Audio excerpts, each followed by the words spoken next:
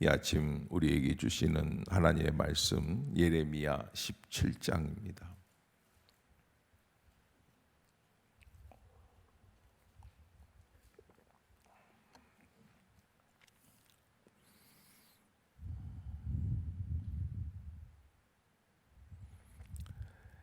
유다의 죄는 금강석 끝 철필로 기록되되 그들의 마음판과 그들의 제단 뿔에 새겨졌거늘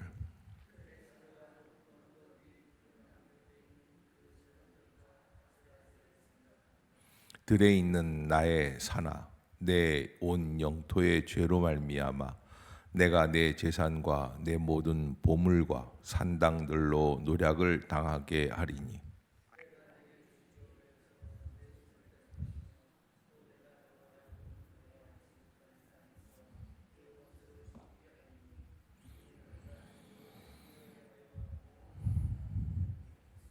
여호와께서 이와 같이 말씀하시니라. 무릇 사람을 믿으며 육신으로 그의 힘을 삼고 마음이 여호와에게서 떠난 그 사람은 저주를 받을 것이라.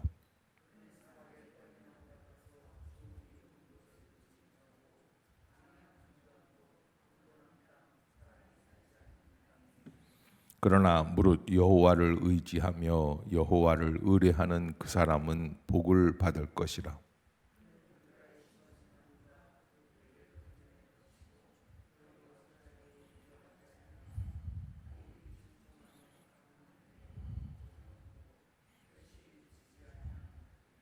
만물보다 거짓되고 심히 부패한 것은 마음이라. 누가 능히 이를 알리오마는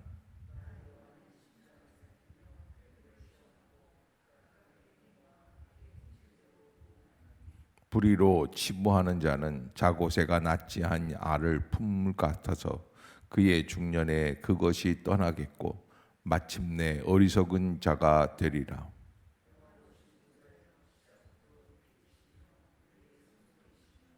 이스라엘의 소망이신 여호와여, 무릇 주를 버리는 자는 다 수치를 당할 것이라. 무릇 여호와를 떠나는 자는 흙에 기록이 되오리니 이는 생수의 근원이신 여호와를 버림이니이다.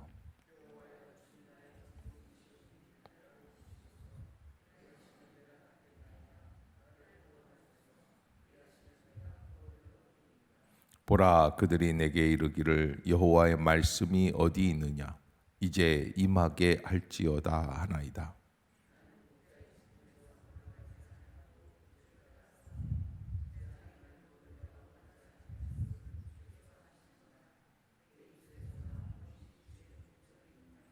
주는 내게 두려움이 되지 마옵소서. 재앙의 날에 주는 나의 피난처시니이다.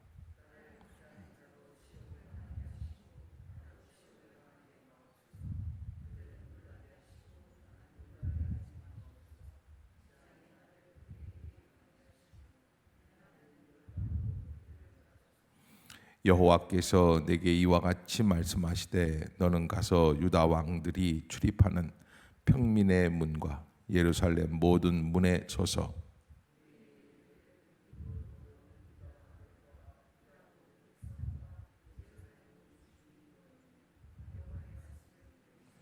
여호와께서 이와 같이 말씀하시되 너희는 스스로 삼가서 안식일에 짐을 지고 예루살렘 문으로 들어오지 말며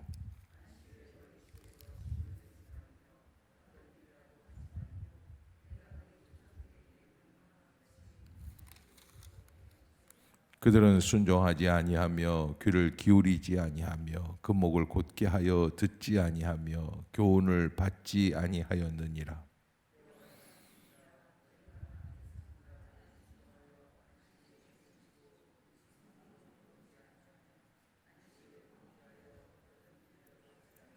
다윗의 왕 위에 앉아 있는 왕들과 고관들이 병거와 말을 타고 이 성문으로 들어오되 그들과 유다 모든 백성과 예루살렘 주민들이 함께 그리할 것이요 이 성은 영원히 있을 것이며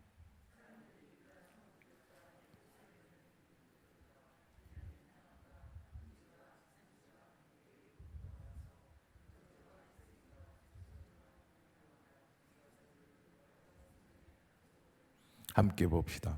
그러나 만일 너희가 나를 순종하지 아니하고 안식일을 거룩되게 아니하여 안식일에 짐을 지고 예루살렘 문으로 들어오면 내가 성문에 불을 놓아 예루살렘 궁전을 삼키게 하리니 그 불이 꺼지지 아니하리라 하셨다 할지니라 하시니라.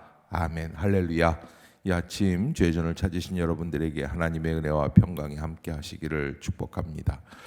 오늘 하나님께서 예레미야를 통해서 18절 19절부터죠. 이렇게 이 이스라엘 백성들이 지금 이렇게 말을 안 듣는다.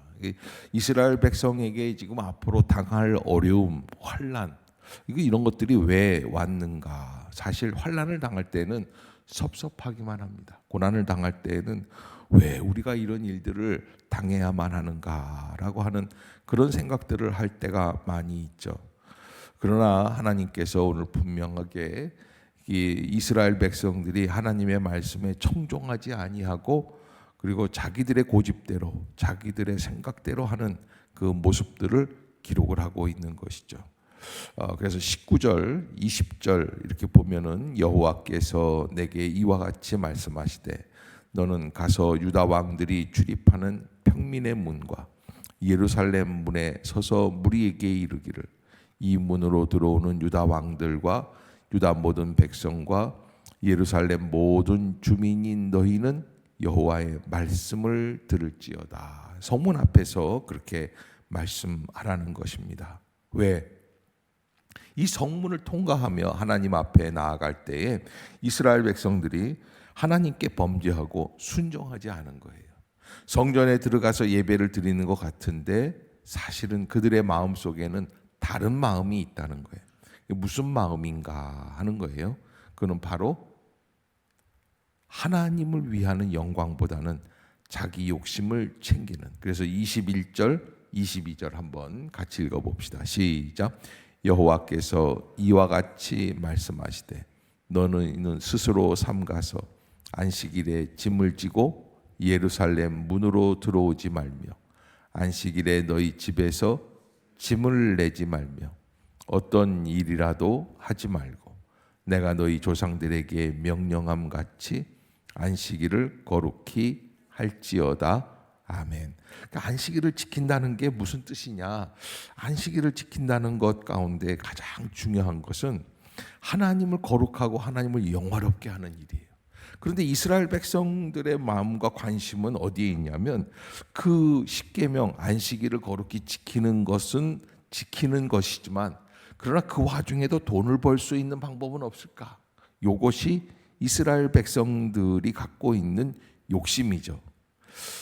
그래서 성전에 들어갈 때 양을 갖고 들어갑니다. 하나님께 제사를 드리기 위해서. 그러나 안식일에는 양의 무게보다 더 무거운 짐을 들면 그게 일이 됩니다. 그래서 그런 조항을 만드는 거예요. 안식일을 거룩히 지켜라라고 하는 그 말씀 속에 성전에 들어갈 때에 양보다 더 많은 무게의 짐을 들고 가면 그게 바로 하나님 앞에서 하나님을 만홀히 여기는 일들이 된다 하는 것이죠. 그래서 21절에 여호와께서 이와 같이 말씀하시되 너희는 스스로 삼가서 안식일에 짐을 지고 예루살렘 문으로 들어오지 말아라. 사실은 하나님을 영화롭게 하는 그런 안식일인데 이스라엘 백성들의 마음 속에는 그게 아니라 무엇입니까? 자기의 욕심을 채우기 위한. 그래서 성전에 들어가는 일도 출입하는 일들도 어떻게 하든지 어떤 경우를 통해서라도 내가 유익을 보기 위한 게 인간의 본연의 마음이죠. 그런 모습들이 다 있다는 거예요. 그래서 그렇게 아무리 얘기를 해도 23절 자 여러분 멸망이 다가오고 어려움이 오고 고난이 올 때에 우리에게 나오는 특징이 하나 있습니다. 그게 바로 23절입니다. 시작. 그들은 순종하지 아니하며 귀를 기울이지 아니하며 듣지 아니하며. 그러니까 여러분, 우리가 꼭 한 가지 알아야 될 게 하나님의 진노의 심판이 오기 전에 나오는 특징이 하나 있는데 회개하지 않아요. 또 다른 말로 표현하면 순종하지 않아요. 더 나아가서 귀를 기울이지 않아요. 그 목을 곧게 해요. 내가 듣나 봐라. 내가 말하나 봐라. 뭐 어느 가게에 승려가 와서 시주를 좀 해달라고 목탁을 치고 나무아비 탑을 이렇게 하니까 주인이 우리는 예수 믿는 집이니까 가세요 그랬더니 그때부터 승려가 연부를 바꾸더래요. 가나봐라 가나봐라 가나봐라. 그러니까 옆에서 주인이 따라서 연부를 따로 하나 외대 주나봐라 주나봐라 주나봐라. 그런데 여러분, 이게 목을 곧게 하여 듣지 아니하고 교훈을 받지 아니한다라고 하는 이 말씀이 바로 우리들의 그러한 둔감한 마음. 그래서 상황이 그렇게 돼요. 이게 하나님의 심판이 임하기 직전에는 아무리 귀한 말씀을 아무리 탁월한 설교를 해도 안 들어요. 돌아오지 않아요. 그런데 하나님의 은혜가 부어지는 시대에는 이상하게 별말 안 했는데, 스펄전이 13살 14살 때 시골에서 어느 교회에서 목사님이 안 계셔가지고 이 꼬마한테 설교를 부탁했는데 그 아이가 나가서 얘기를 하는데 그 아이 얘기를 듣고 전 교인이 다 울며 통곡하며 회개했다는 거예요. 별말 아닌데도 그 말씀에 마음이 돌이키는 거예요. 그것이 하나님의 은혜의 시대의 특징입니다. 그러기에 우리가 어떻게 해야지 되는가 하는 것인데 24절을 한번 읽어봅시다. 시작. 여호와의 말씀이니라. 너희가 만일 삼가 나를 순종하여 안식일에 짐을 지고 이 성문으로 들어오지 아니하며 안식일을 거룩히 하여, 자, 나를 삼가 나를 뭐 한다? 순종한다. 삼가 나를 순종한다. 예를 들어서 이런 거 있잖아요. 오늘 이제 내가 안식일을 지키려고 저 여리고에서부터, 여리고 사람들은 장사하는 사람들이 많이 있었어요. 왜냐하면 그게 그렇게 될 수밖에 없는 게 예루살렘에서 무슨 사람들이 많이 모이니까 장터예요. 그게 지금도 예루살렘에 가면 장터가 큽니다. 그러니까 그 장터에서 내다 팔려면은 어디에다가 짐을 갖다 놔야 되는데 가장 가까운 동네가 여리고예요. 그러니까 거기다가 자기들의 본거지를 만들어 놓고 여리고에서 짐을 옮겨서 갖다 파는 거예요. 그런데 내일 가게 문을 열어야 되는데 오늘 안식일에 성전에 갈 때 짐을 미리 들여다 놓으면 좋아요, 나빠요? 왜 대답들이 없어요? 좋단 말이야. 예배도 드리고 힘도 덜 들고. 그렇게 하지 말라는 거예요. 하나님만을 위하여서, 오직 하나님만을 위하여서 삼가 나를 순종한다라는 것은 나는 부족한 사람입니다 라는 것을 고백하고 온전히 하나님께 엎드린다는 거예요. 그래서 바울이 말하는 것처럼 나는 죽고 예수가 사는 인생이에요. 아멘. 거기에 은혜가 나오게 되어 있습니다. 1850년 영국 도보의 크리스찬 가정에서 태어난 루이지에 뭐 이런 사람이 있었어요. 여자인데 미국으로 이민을 가서 스테드라는 사람을 만나 결혼을 하고 어느 여름날 남편과 루이지에가 4살 난 딸을 데리고 뉴욕주에 있는 롱아일랜드 해수욕장에 가서 일광욕을 즐기고 있었는데 한 남자아이, 다른 집에요, 비명 소리가 들렸고 그 남편은 그 아이를 구하러 바닷속으로 뛰어들었는데 둘이 익사를 해서 죽게 돼요. 졸지에 남편을 잃어버린 거예요. 이 루이지에는 남편이 세상을 떠나고 1주간 동안 식음을 전폐하고 하나님께 울부짖습니다. 그런데 그때 하나님께서 그 여인에게 가사를 하나 주십니다. 이게 시를 쓰게 돼요. 구주 예수 의지함이 심히 기쁜 일일세. 허락하심 받았으니 의심 아주 없도다. 예수 예수 믿는 것은 받은 증거 많도다. 그 찬양이 있지 않습니까? 바로 그 찬양이 그런 어마어마한 고통 속에서 나오게 되는 찬양이시다. 그 후에 그 여인은 딸을 데리고 남아프리카 선교사로 떠나게 되고 거기에서 한 선교사님과 재혼을 하고 다시 미국으로 돌아왔다가 잠시 다시 재충전을 하고 아프리카에 파송되어서 1917년 아프리카 남부 로디지아에서 세상을 떠날 때까지 선교사로 일을 하게 되는 것입니다.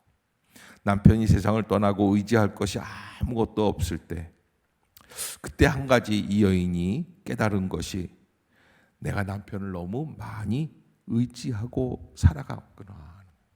더 나아가서 남편은 의지의 대상이 아니라 사랑의 대상이라. 그리고 온전히 의지해야 할 분은 누구예요? 여호와 하나님밖에는 안 계시다라고 하는 거예요. 아멘. 그러기에 사람은 필연적으로 누구나 무엇이든 의지하게 된대. 의지 않고는 살아갈 수가 없습니다. 그래서 마틴 루터는 무엇이든지 당신의 마음에 의지하는 것, 어디든 당신의 마음이 머무는 곳, 그들이 사실상 당신의 신이다. 대요리문답에 그렇게 말을 하고 있어요. 무엇이든 당신의 마음에 의지하는 것, 어디든 당신의 마음이 머무는 곳, 그게 실제적으로 당신의 신이다. 그래서 대부분 사람들이 어디에 많이 실수하게 되냐면 돈에 많이 실수하게 됩니다. 그러나 오늘 앞부분에서 예레미야 17장 앞부분에서 하나님은 이렇게 말씀을 하세요. 우리가 잘 알고 있는 아주 유명한 말씀입니다. 17장 5절부터 한번 5절 6절 한번 같이 읽어봅시다. 시작. 여호와께서 이와 같이 말씀하시니라. 무릇 사람을 믿으며 육신으로 그의 힘을 삼고 마음이 여호와께서 떠난 그 사람은 저주를 받을 것이라. 그는 사막의 떨기나무 같아서 좋은 일이 오는 것을 보지 못하고 광야 건조한 곳 건건한 땅 사람이 살지 않는 땅에. 자, 여러분, 무릇 사람을 믿으며 육신으로 그의 힘을 삼는다는 것은 이거는 가만 보면은 하나님은 안 믿고 사람만 믿는 그런 사람들을 얘기하는 게 아니에요. 하나님을 믿는다고 하면서 공교하게 마음속에는 뭘 더 믿는 거예요? 돈을 더 믿고 사람을 더 의지하고 권력이 있는 사람, 물질이 있는 사람, 부요한 사람, 또 부요함을 추구하고. 그래서 마음이 여호와에게서 떠난 사람을 말하는 거예요. 그들은 저주를 받을 것이다. 그렇게 이야기를 해요. 이게 이제 예레미야가 17장에서 하나님의 심판을 말씀하면서 시작하는 부분이죠. 그래서 그 사람들은 어떤 나무와 같냐면 6절에 보면 사막에 무슨 나무? 떨기나무 같다. 가시덤불 같다라는 거예요. 이런 사람들은 좋은 일이 오는 것을 볼 수가 없어요. 왜? 항상 메말라 있기 때문에. 까칠한 거예요. 마음문을 열고 하나님을 의지하며 하나님께 맡기며 어떤 어려움이 와도 믿음으로 승리하겠다고 하는 생각보다는 자꾸 자기 생각 속에 빠지는 인간적인 판단, 인간적인 생각에 빠지게 될 때 그게 참 어렵죠. 그때 하나님의 역사가 임하지 못하다라는 것이죠. 그래서 7절, 8절 한번 읽어봅시다. 우리가 이렇게 살아야 된다라는 거예요. 시작. 그러나 무릇 여호와를 의지하며 여호와를 의뢰하는 그 사람은 복을 받을 것이라. 그는 물가에 심어진 나무가 그 뿌리를 강변에 뻗치고 더위가 올지라도 두려워하지 아니하며 그 잎이 청청하며 가무는 해에도 걱정이 없고 결실이 그치지 아니함 같으리라. 아멘. 자, 여러분, 우리가 잘 알고 있는 시편 1편 말씀이 있죠. 복 있는 사람은 악인들의 꾀를 따르지 아니하며 죄인들의 길에 서지 아니하며 오만한 자의 자리에 서지 앉지 아니한다. 그러면서 시편 1편 3절을 보면 그는 시냇가에 심은 나무가 철을 따라 열매를 맺으며 그 잎사귀가 마르지 아니함 같으니 그가 하는 모든 일이 다 형통하리로다. 그러니까 여러분, 나무가 됐는데 어떤 나무가 참 복 있는 나무입니까? 바로 시냇가에 심겨진 나무예요. 그 시냇가에 심겨진 나무의 비밀은 어디에 있습니까? 뿌리가 그 시냇가의 깊은 자리에 들어가 있다는 거예요. 아멘. 그러니까 여러분, 우리의 심령에서 진정한 만족, 진정한 은혜를 줄 수 있는 심령의 뿌리를 사람에게 두지 말고 오직 어디에다가 두라는 거예요? 하나님의 말씀, 하나님의 은혜. 그래서 모든 것이 합력하여 선을 이루게 해 주신 하나님을 온전히 믿는 거예요. 믿음이 없으면요, 자기가 안달이 나요. 자기가 판단해야 돼요. 자기가 정죄해야지 돼요. 그래서 우리가 다른 사람들을 흉을 보고 욕을 하게 되고 비판을 하게 되는 것이죠. 믿음이 있으면 하나님께 맡기는 거예요. 잠시 내 마음에, 내 생각에는 아닌 것 같은데도 일이 진행이 될 때에도 묵묵히 기다리고 하나님을 바라보는 역사가 임하게 되는 것이죠. 우리가 조급하게 될 때, 그리고 하나님의 말씀이 내 심령에 들어오지 않게 될 때, 이것이 바로 우리의 연약함과 부족함, 불신앙의 모습들이다라고 하는 거예요. 그래서 9절부터 11절까지 아주 유명한 말씀, 이게 27장에 두 가지, 이게 오늘 5절부터 7절, 9절부터 11절까지 이 두 가지 이 말씀들인데, 이게 9절부터 11절 한번 읽어봅시다. 시작. 만물보다 거짓되고 심히 부패한 것은 마음이라. 누가 능히 이를 알리오마는 나 여호와는 심장을 살피며 폐부를 시험하고 각각 그의 행위와 그의 행실대로 보응하나니 불의로 치부하는 자는 자고새가 낫지 아니한 알을 품음 같아서 그의 중년에 그것이 떠나겠고 마침내 어리석은 자가 되리라. 아멘. 하나님께서는 우리에게 온전한 모습으로 마음을 살피시는 하나님이시다라고 말씀을 해주십니다. 그래서 17장 1절에 제일 처음에 하나님께서는 유다의 죄는 금강석 끝 철필로 기록되되 그들의 마음판과 그들의 제단불에 새겨졌다라고 말씀하신 이유가 바로 하나님은 마음을 심판하시고 판단하시는 하나님이시다. 나는 죄가 없다. 나는 당당하다.